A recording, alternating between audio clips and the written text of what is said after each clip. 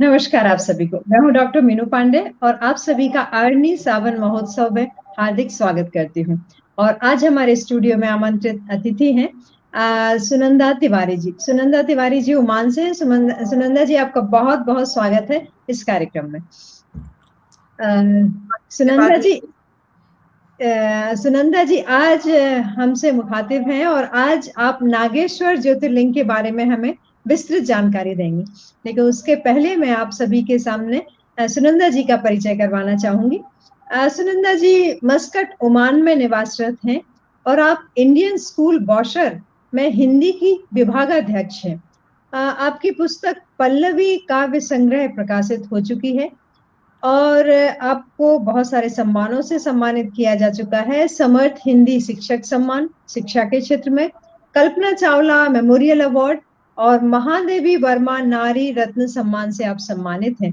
हिंदी के प्रचार प्रसार के लिए आप हमेशा ही प्रयासरत रहती हैं और हमने देखा है आपकी उपस्थिति विभिन्न पटलों पर कोरोना समय में मैंने देखी है और आपको सुना है। आप बहुत ही अच्छी साहित्यकार हैं, साथ ही साथ एक धार्मिक प्रवृत्ति की महिला है, धर्म में रुचि रखती हैं, संस्कार संस्कृति की संरक्षक हैं।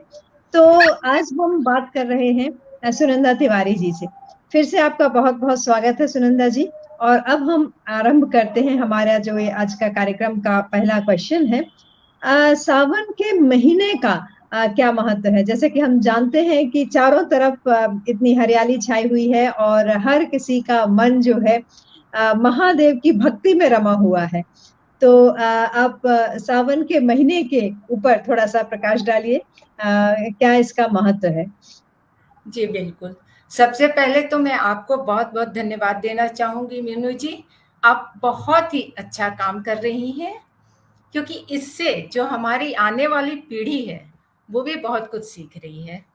और मैं अपने दर्शकों को भी धन्यवाद देना चाहूँगी, जो समय निकाल कर के जुड़े हैं मेरे साथ में। सावन का महीना सचमुच में बहुत ही अच्छा होता है, बहुत ही लोगों को खुशियाँ देने वाला होता है। क्योंकि एक तो हमारा देश जो है वो कृषि प्रधान देश है। तो बारिश के मौसम में सावन का महीना, बारिश का मौसम, इसमें जो हमारे अन्नदाता हैं वो जो जी बहुत खुश होते हैं वर्षा ऋतु के आने से। जी दूसरा जो कि ये शिव जी के लिए विशेष होता है और शिव भक्तों के लिए ये बहुत ही खुशी का समय होता है। शिव जी का यह अति प्रिय महीना होता है। इसके पीछे कई कहानियां हैं। जैसे एक कहानी है कि दक्ष पुत्री माता सती ने अपने जीवन का त्याग कर कई वर्षों तक श्रापित जीवन जिया था। उसके बाद गिरिराज हिमालय के घर में उनका जन्म हुआ था पार्वती के रूप में।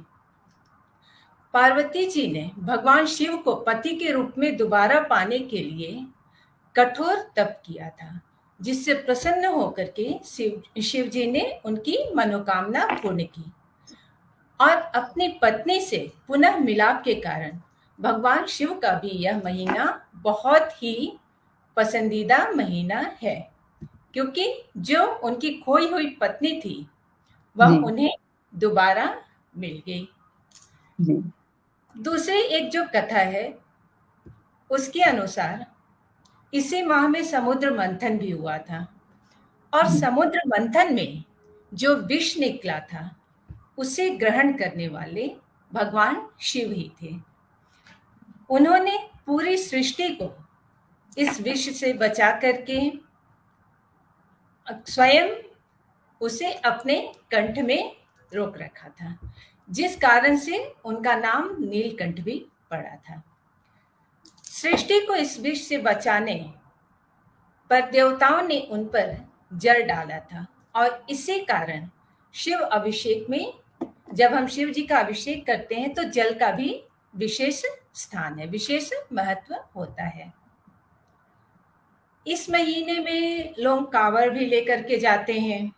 जी बैद्यनाथ धाम सब हम सभी जानते हैं, ज्योतिर्लिंगों में से एक है बैद्यनाथ धाम भी, जिसे बाबा जी धाम भी बोलते हैं। जी जी तो इस महीने में लोग पैदल चल के जाते हैं कांवड़ लेकर के और जल अर्पित करते हैं भगवान शिव को। भगवान शिव को हम बेलपत्र चढ़ाते हैं। इस बेलपत्र के पीछे भी एक कहानी है छोटी सी। जी जी। एक डाकू था, वो जंगल में हमेशा पेड़ पर बैठा रहता था और जो उधर से राहगीर जाते थे उनको वो लूट लिया करता था और उससे अपना जीवन यापन करता था। जी एक दिन वो पेड़ पर बैठा था, बहुत देर तक प्रतीक्षा करता रहा कि कोई आए और उसको वो लूटे, लेकिन काफी देर तक कोई नहीं आया। फिर वो परेशान हो गया और अचानक उसके मन में आया कि ये मैं क्यों कर रहा हूँ, क्या ये अच्छी बात है? ऐसा वो सोचने लगा। इन सब जी बातों को सोच करके वो बहुत दुखी होने लगा कि मैं कितना गलत काम कर रहा हूँ, मुझे ऐसा नहीं करना चाहिए। और ऐसा सोचते सोचते वो जिस पेड़ पर बैठा था उसी पेड़ से एक एक पत्ते तोड़ करके वो नीचे की ओर फेंकने लगा। जी और वो जिस पेड़ पर बैठा था वो बेल का पेड़ था। वो बेलपत्र नीचे फेंकने लगा और जहां वो फेंक के जा रहा था बेलपत्र, वहां एक शिवलिंग था। उस पर जब बहुत सारे बेलपत्र गिरे तो शिव जी प्रकट हुए और उन्होंने उसे आशीर्वाद दिया कि अब तुम ये सब काम छोड़ करके शिव भक्ति में लीन हो जाओ। और तभी से हम सभी बेल पत्र भी चढ़ाते हैं शिव जी को। तो इस तरह से सावन का महीना हम सभी के लिए बहुत ही अच्छा होता है। आपने बहुत विस्तृत जानकारी दी सावन के महीने की, और उससे जुड़ी हुई कथाओं को भी आपने हमारे दर्शकों के समक्ष प्रस्तुत किया। अब हम आते हैं आज के जो ज्योतिर्लिंग है, नागेश्वर ज्योतिर्लिंग के बारे में। तो नागेश्वर ज्योतिर्लिंग, जैसे कि नाम से कुछ कुछ अर्थ समझ में आ रहा है, तो इसके बारे में आप बताइए कि ये किसके लिए समर्पित है, साथ ही साथ ये मंदिर कहाँ स्थित है, ये हम बिल्कुल, आपसे जानकारी जानना चाहेंगे। बिल्कुल सही। नागेश्वर मंदिर जो है वो द्वारका के द्वारका गुजरात में है। उसके बाहरी क्षेत्र में स्थित है। ये द्वारकापुरी जो है उससे लगभग 17 मील की दूरी पर स्थित है। और ये जो 12 ज्योतिर्लिंग है उनमें से एक बहुत ही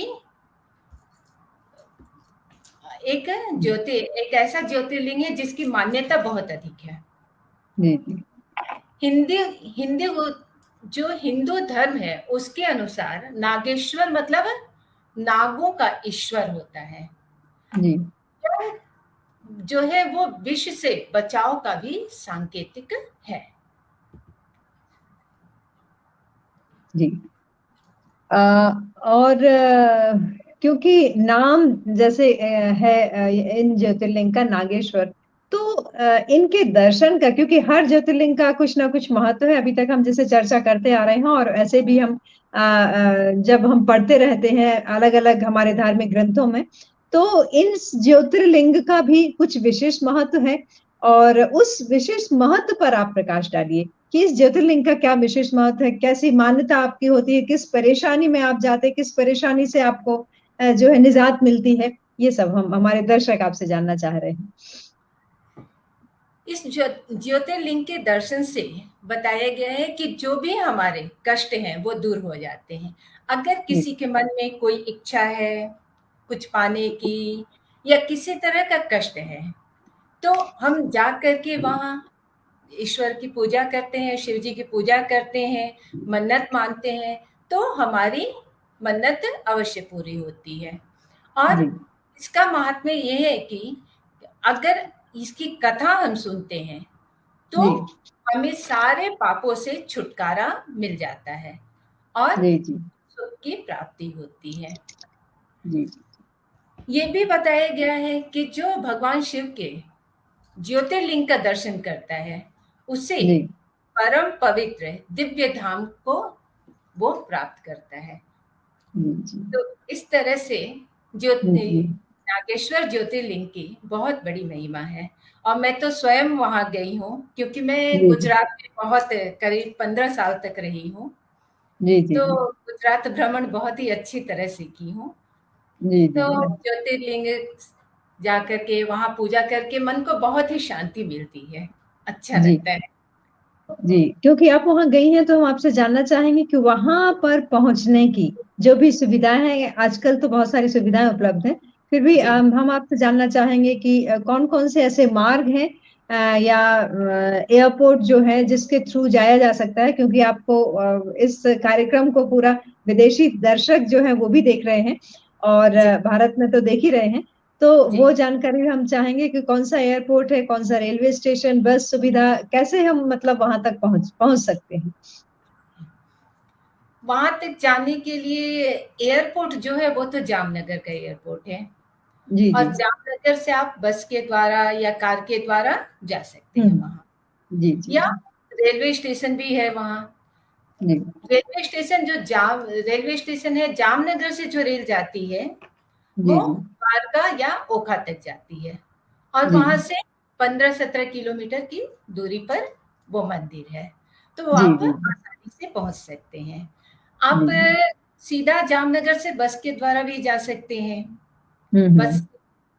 तो सुविधाएं बहुत हैं और वहाँ की जी। बस भी बहुत अच्छी होती है। तो हम्म। अच्छी तरह से यात्रा कर सकते हैं, वहाँ पहुँच सकते जी हैं आप जी। आराम से। और क्योंकि जब हम मंदिर जाएंगे तो यदि पहले से ये जानकारी हो कि मंदिर को खुलने का और बंद होने का समय क्या है, तो लोग उसके हिसाब से अपनी जो यात्रा है उसको प्लान कर सकते हैं। तो मंदिर के खुलने बंद होने के समय का भी थोड़ी सी जानकारी हमारे दर्शकों को दीजिए। जी, बिल्कुल। इस मंदिर की सबसे बड़ी ख़ासियत है कि ये मंदिर सुबह 5 बजे खुलती है, तो रात हम्म। 9 बजे तक खुली रहती है। ये बीच में बंद जी नहीं होती है। जी तो इसलिए सुबह 5 से रात 9 बजे तक हम जब जी भी जाएँ दर्शन कर सकते हैं। जैसे जी। और कुछ मंदिर हैं कि दोपहर हाँ। में बंद हो जाते हैं, लेकिन जी ये जी जी मंदिर कभी नहीं बंद होता।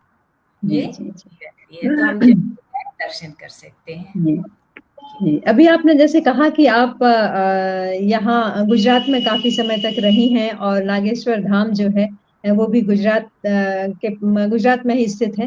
तो यहाँ जो नागेश्वर ज्योतिर्लिंग के आसपास के और भी जो मंदिर हैं जहाँ पर लोग, क्योंकि वहां जाएंगे तो जाहिर सी बात है पर्यटन की दृष्टि से आसपास भी जाना चाहेंगे और धार्मिक दृष्टि से और मंदिरों के भी दर्शन करके पुण्य लाभ उठाना चाहेंगे।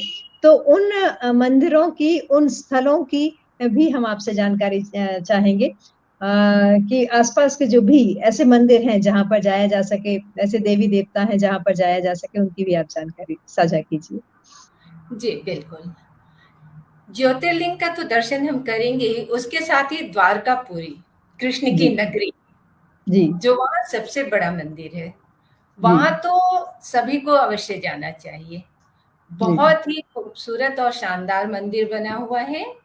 और समय-समय पर वहाँ पर बीच-बीच में तो पट बंद कर देते हैं, क्योंकि वो कई बार कृष्ण जी के वो वस्त्र बदलते हैं और हम्म। अलग-अलग समय पर भोग लगाते हैं। फिर उनके आराम के समय में बंद हो जाता है पट। इसलिए वहाँ जाना है तो थोड़ा समय देख कर के जाना पड़ेगा, क्योंकि हर हम्म। समय वो मंदिर खुला नहीं होता है। लेकिन हम्म। जब भी जाए तो ज्योतिर्लिंग के दर्शन के साथ-साथ द्वारकापुरी अवश्य जाएँ। वहाँ जी जी। मंदिर का तो दर्शन करेंगे ही आप, भव्य मंदिर का, साथ ही साथ हम्म। आप वहाँ का जो खान-पान है, वहाँ के जो लोग हैं, वे भी बहुत हम्म। अच्छे हैं। मतलब बहुत हम्म। आनंद आएगा आपको वहाँ जी जी। जाकर। समुद्र का किनारा भी है तो और पर्यटन की समुद्र का दृष्टि से भी किनारा तो जी, बिल्कुल जी सही जी जी। कहा। समुद्र का किनारा तो है ही है। जी जी तो जी जी।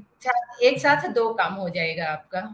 हाँ एक तो जी हाँ जी। आपका पर्यटन भी आपका, मतलब आप जी। धार्मिक दृष्टि से भी जाकर के हाँ कर सकती हैं, हाँ। वहाँ पूजा प्रार्थना कीजिए और उसके बाद जी समुद्र किनारे भी आनंद जी उठाइए। जी तो जी दोनों जी हो जाएगा। जी। क्योंकि अभी आपने कहा कि आप वहाँ गुजरात में रही हैं और जाहिर सी बात है मंदिर आप कई बार गई होंगी, तो आपका जी। खुद का क्या अनुभव रहा उस जगह पर जाने का, और साथ ही साथ उससे संबंधित जो कुछ पौराणिक कथा है, कुछ इतिहास है, तो उसके बारे में भी हम आपसे जानना चाहेंगे। जी, बिल्कुल सही। द्वारका मंदिर जो है, मैं तो वहाँ रहते हुए मतलब कई बार गई हूँ। नागेश्वर ज्योतिर्लिंग के बारे में पूछ नागेश्वर रही हूँ। मंदिर की क्या आप पूछ जी रही हैं? जी अच्छा, जी अच्छा। नागेश्वर मंदिर जो है वो मतलब पहले तो जब मैं गई थी तब उतना मतलब बड़ा विशाल नहीं बना था।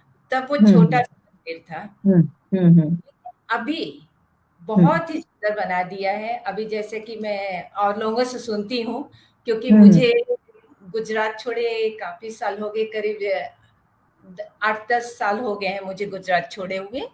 जी जी जी। लेकिन अभी सुनने में आ रहा है कि बहुत ही सुंदर वो मंदिर बना भव्य दिया बनी है, है, जी जी बड़ा-सा, और शिव जी जी की भी बहुत बड़ी मूर्ति वहाँ स्थापित की गई है। जी जी तो अच्छा लगता है ये, जी जी और बहुत सुंदर लगता है, और मन को तो शांति बहुत मिलती है। लगता है जैसे वहाँ पहुँच कर के लगता है कि हाँ, हमारी जो भी मनोकामना है वो पूर्ण हो जाए। पूरी बनी, जी जी, जी जी बहुत जी अच्छा लगता है। जी।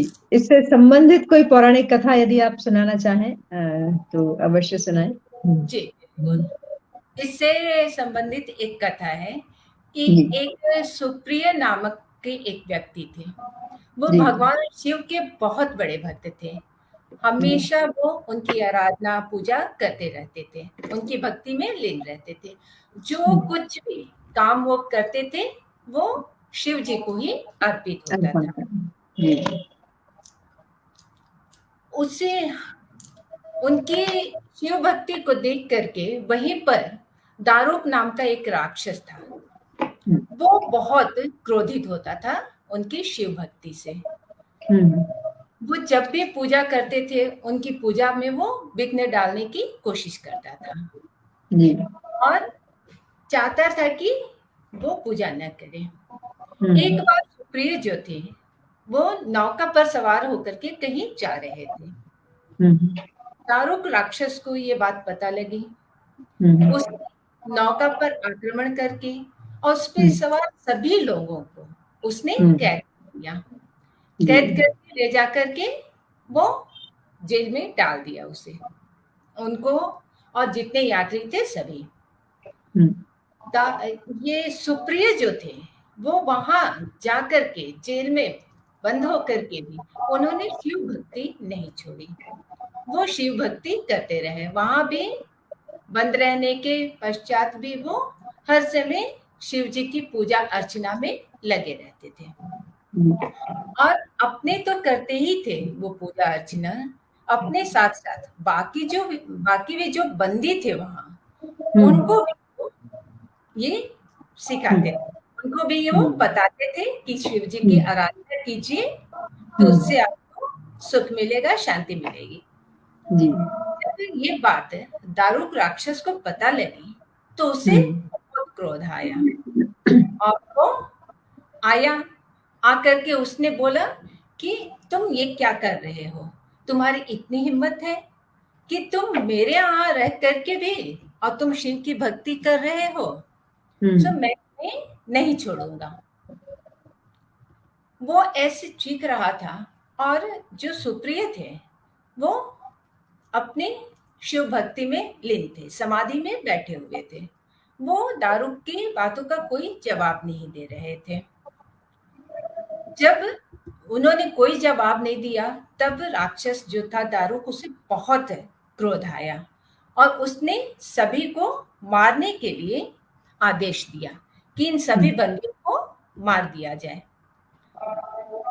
सुप्रिय जो थे, वो दारुक के इस आदेश से भी जरा भी परेशान नहीं हुए, जरा भी विचलित नहीं हुए, न ही वो डरे। वह एकाग्र मन से अपनी और अन्य बंदियों की मुक्ति के लिए भगवान शिव की प्रार्थना करते रहे, भगवान शिव की पूजा करते रहे। उनको ये पूरा विश्वास था कि शिव जी उनकी इस विपत्ति में, इस मुसीबत में रक्षा अवश्य करेंगे। उनकी प्रार्थना सुनकर उसी समय शिव जी कारगार में एक ऊंचे स्थान पर चमकते हुए सिंहासन पर एक ज्योतिर्लिंग के रूप में प्रकट हुए। उन्होंने इस प्रकार सुप्रिय को दर्शन देकर उन्हें अपना पाशुपत अस्त्र भी प्रदान किया, और उसी अस्त्र से सुप्रिय ने दारुक राक्षस का तथा उसके सहायक जो थे उन सबका वध किया। ये वध करके और वो शिव धाम को चला गया। भगवान शिव के आदेशानुसार ही इस ज्योतिर्लिंग का नाम नागेश्वर पड़ा। बहुत अच्छी जानकारी आपने साझा की। और अब जैसे कि हमारे पूरे कार्यक्रम में आपने सावन माह से शुरू करके और फिर नागेश्वर धाम और साथ ही साथ द्वारकापुरी के बारे में भी बहुत सारी बातें हमारे दर्शकों को बताई। तो अब हमारे कार्यक्रम का जो कार्यक्रम के समाप्ति का समय हो गया है।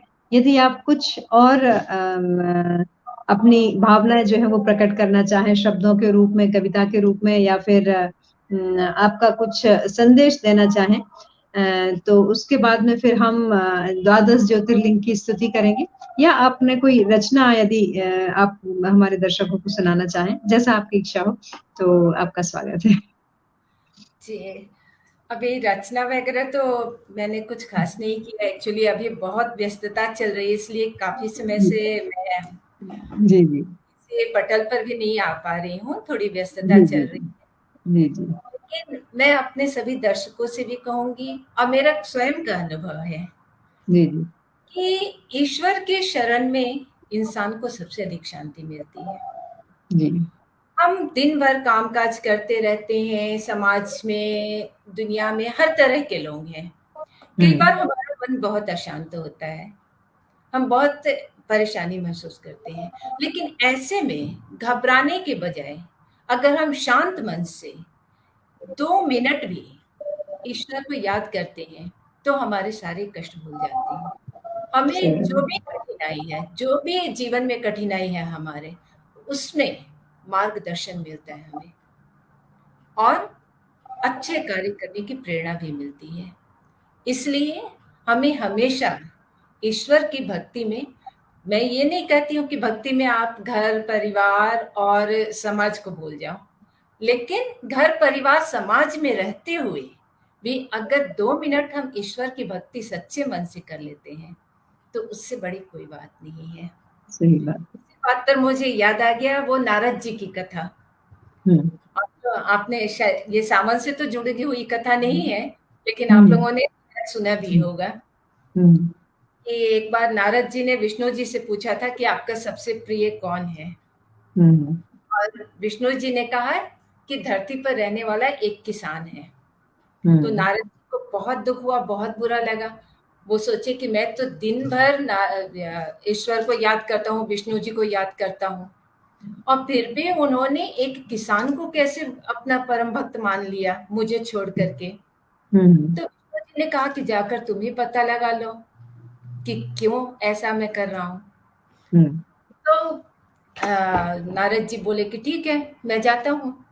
वो गए तो देखा कि किसान जो था वो सुबह जब उठता था तब ईश्वर का नाम लेता था, विष्णु जी का नाम लेता था, और उसके बाद अपने कामकाज में लग जाता था। फिर अपने नित्य कर्मों को करने के बाद जब दोपहर में खाना खाने बैठता था, तब भगवान विष्णु का नाम लेता था, उनको याद करता था, और उसके बाद फिर अपने काम में लग जाता था। फिर जब वो शाम को घर लौटता था, खेती करके सब करके, और जब सोने जाता था, तब वो ईश्वर को याद करता था, विष्णु जी को। तो नारद जी ये देख करके लौटे। लौट करके उन्होंने बोला कि विष्णु भगवान, आप उसको कैसे मानते हैं? 3 ही बार तो वो आपका नाम लेता है, और मैं तो दिन भर आपका नाम लेता हूँ, तो मैं आपका परम भक्त क्यों नहीं हूँ? और वो किसान जो केवल 3 बार नाम ले रहा है, वो कैसे आपका परम भक्त हो गया? तब विष्णु जी ने कहा कि देखो, तुम केवल मेरा नाम लेते रहते हो और कोई काम नहीं है आपको, और आप नहीं जाते हो। नारद जी तो नारद जी, लेकिन वो किसान अपने घर गृहस्थी चलाने के बावजूद 3 बार मुझे याद करता है, तो इसलिए वो मेरा प्रिय भक्त है। तो मेरे कहने का अर्थ है कि हम कुछ भी करें, लेकिन ईश्वर को नहीं भूलें। वही कुछ है, वही हमें सही मार्ग दिखाने वाले हैं, वही हमारे कष्टों को दूर करने वाले हैं, और कई बार हम सोचते हैं कि हम इतनी पूजा कर रहे हैं, भगवान ने हमें ये कष्ट दिया। नहीं, कष्ट अगर दुख नहीं आएगा तो सुख का महत्व हम नहीं समझ सकते हैं। तो सही। इस दुख और सुख दोनों आते रहेंगे, लेकिन ईश्वर की भक्ति नहीं भूलनी है। और श्रावण में तो शिव जी की भक्ति होनी ही है। तो इसलिए सही। मुझे बहुत अच्छा लगा मीनू जी, जो आपने ये काम शुरू किया है, और इसके लिए मैं आपको तहे दिल से आपका आभार व्यक्त करती हूँ। आपने मुझे आमंत्रित किया, बहुत अच्छा लगा। मैंने सोचा कि ये बहुत ही सुनहरा अवसर है, ये छोड़ना नहीं चाहिए। और जी, मैं भी तहे दिल से आपकी आभारी हूँ कि आपने इतने व्यस्त, क्योंकि अब स्कूल वगैरह भी खुल गए हैं और व्यस्तताएं तो बढ़ी गई हैं, व्यस्त समय में भी आपने समय निकाला और कार्यक्रम में चार चांद लगा दिए इतनी अच्छी जानकारी देकर। तो मैं भी आपकी बहुत बहुत आभारी हूँ। और हमें, जैसा आपने कहा कि जब भी मौका मिलता है तो भगवान का नाम तो एटलीस्ट मुंह से लेते ही रहना चाहिए, भगवान को याद करना चाहिए। भाव के भूखे होते हैं भगवान, तो जी, वो भावनाएं तो हम किसी भी तरह से व्यक्त कर सकते हैं, ये भी एक माध्यम है भगवान को याद करने का। तो जी, भगवान ने हमें एक मौका दिया है, तो हमें उसका लाभ हम भी उठाएं और हमारे दर्शक भी उठाएं। जी। जी, बिल्कुल। चलिए, अब हम द्वादश ज्योतिर्लिंग की स्तुति करते हैं, उसके बाद फिर हम इस कार्यक्रम का समापन करेंगे। सौराष्ट्रं सोमनाथं च श्रीशैले मल्लिकार्जुनम् उज्जयिन्या महाकाले ओंकारे महेश्वरम् पारल्यां वैद्यनाथं च डाकिन्यां भीमशङ्करम् सेतुबन्धु तु रामेशं नागेशं दारुकावने वारणस्या तु विश्वेशं त्र्यम्बकं गौतमी तटे हिमालये तु केदारं भृष्मेश च शिवालये एतानि ज्योतिर्लिङ्गानि सायं प्रातः पठे नरः सप्त जन्म कृतं पापं स्मरणी विनश्यति।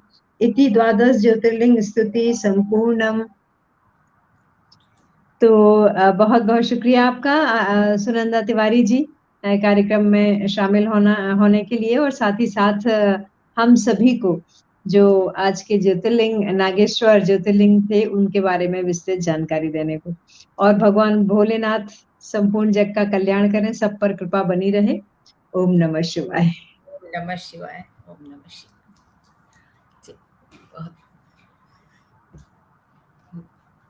बहुत बहुत शुक्रिया मीनू जी। जी।